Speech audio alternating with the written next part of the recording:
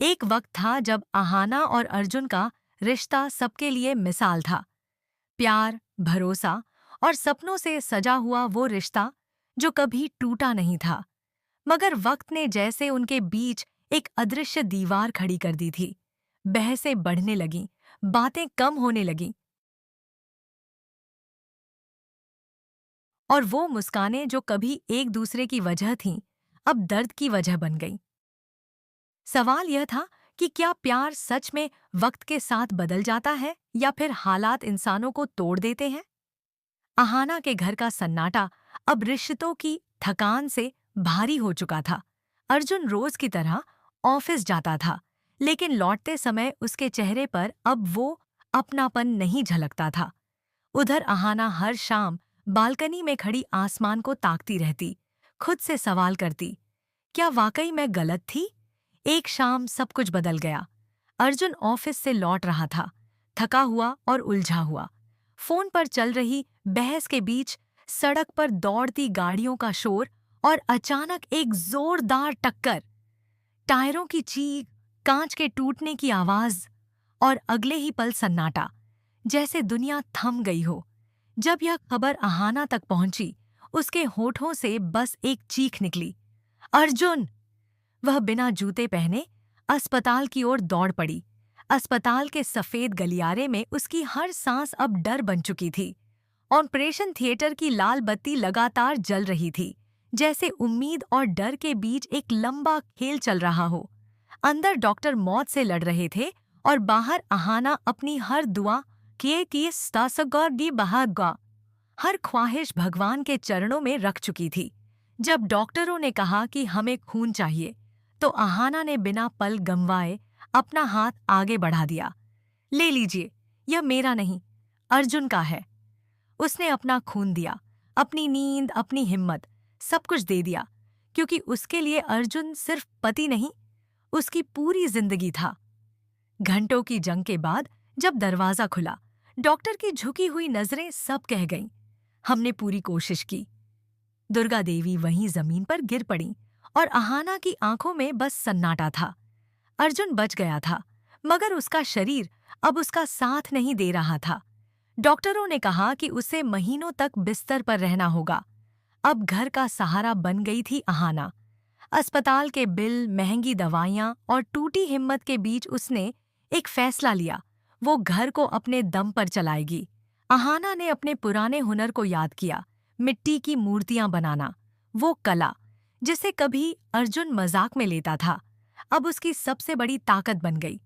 दिन रात मेहनत करके उसने अपनी मूर्तियां बाजार में बेचना शुरू किया, लेकिन बाजार में उसका सबसे बड़ा दुश्मन इंतजार कर रहा था, पाल बाबू, वो शख्स जो कलाकारों की मेहनत चुराकर अमीर बना था। उसे लगा अहाना जैसी औरत उससे मुकाबला नहीं कर पाएगी, मगर इस बार अहाना सिर्फ अपने लिए नहीं लड़ रही थी, वो अपने घर की इज्जत, अपनी पहचान और अपने अर्जुन के लिए लड़ रही थी।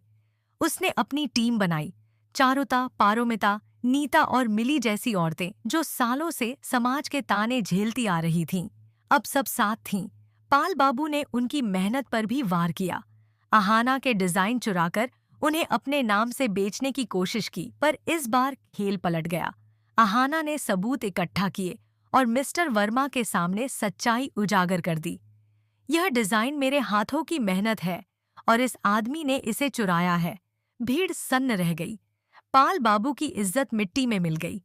अगले दिन अखबार की सुर्खी थी, अहाना शर्मा, जिसने मिट्टी से सोना गढ़ा, घर में फिर से रोशनी लौट आई। अर्जुन की आंखों में गर्व था, दुर्गा देवी के चेहरे पर मुस्कान। जो अहाना कल तक कमजोर कहलाती थी, आज वही घर की सबसे बड़ी ताकत बन चुकी थी। और अब जब अहाना दुर्गा देवी को प्रणाम करके इस घर को छोड़ने जा रही थी, तो अर्जुन की आंखों से आंसू बह निकले। उसने कहा, सारी गलती मेरी थी अहाना, तुमने हमेशा मेरा साथ दिया और मैंने तुम्हें सिर्फ दर्द दिया। अहाना ने बस मुस्कुराकर कहा, प्यार हारता नहीं अर्जुन, वो बस रूप बदलता है। वह मुड़ी और चली गई, मगर इस बार टूटी नहीं, बल्कि खुद को पूरा करके। यही थी अहाना की असली जीत, वो जीत जो खून, दर्द और हिम्मत से गढ़ी गई थी। अहाना के जाने के बाद घर में एक अजीब सी खामोशी छा गई थी। हर कोना उसकी मौजूदगी को पुकार रहा था। अर्जुन व्हील चेयर पर बैठा खिड़की से बाहर देखता रहता। वही रास्ता जिस पर कभी अहाना उसके साथ हंसती खिलखिलाती चली थी। दुर्गा देवी अक्सर पूजा के कमरे में बैठी उसकी तस्वीर के सामने दिया जलाती और बुदबुदाती, भगवान मेरी बहू जहां भी हो खुश रहे। अहाना ने भले ही घर छोड़ा था, लेकिन उसका प्यार, उसकी हिम्मत और उसकी सीख उस घर की दीवारों में बस चुकी थी।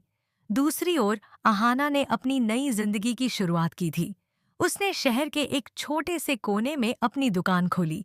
मिट्टी की महक, वही हाथ जो कभी दर्द से कांपते थे, अब सपनों को आकार देने लगे। उसकी मूर्तियां अब केवल कला नहीं रहीं, बल्कि एक कहानी बन चुकी थीं, हिम्मत की, औरत की पहचान की। धीरे धीरे उसका नाम पूरे शहर में फैलने लगा। अखबारों में लेख छपने लगे, टीवी चैनलों पर उसका इंटरव्यू दिखाया गया। लोग उसे मिट्टी की अहाना कहने लगे, एक ऐसी औरत जिसने टूटकर खुद को गढ़ लिया। एक दिन उसी दुकान के बाहर अर्जुन की व्हीलचेयर रुकी। उसके हाथों में एक गुलाब था। अहाना चौंकी, उसकी आंखों में सवाल और दिल में सन्नाटा था। अर्जुन ने धीरे से कहा, मुझे अब समझ आया अहाना, सच्चा प्यार किसी के पास रहने से नहीं, बल्कि उसके होने के एहसास से जिया जाता है। अहाना की आंखें भर आईं, पर उसने सिर झुका लिया। अर्जुन बोला, मैं अब चल नहीं सकता, मगर तुम्हारी यादों ने मुझे जीना सिखा दिया है। अहाना मुस्कुराई और बोली, अर्जुन, मैंने भी अब डरना छोड़ दिया है। अब मैं अपने पंखों से उड़ना सीख गई हूँ। उसने गुलाब लिया, उसे अपनी मूर्ति के पास रख दिया, जैसे एक कहानी पूरी हो गई हो। उस दिन के बाद अहाना ने अपना सारा वक्त समाज की उन औरतों के लिए समर्पित कर दिया जो हालात से टूटी थीं। उसने एक संस्था बनाई, नया सवेरा, जहां वो औरतों को अपने पैरों पर खड़ा होना सिखाने लगी। चारुता, पारोमिता, नीता और मिली अब उसके साथ उस मिशन का हिस्सा थीं।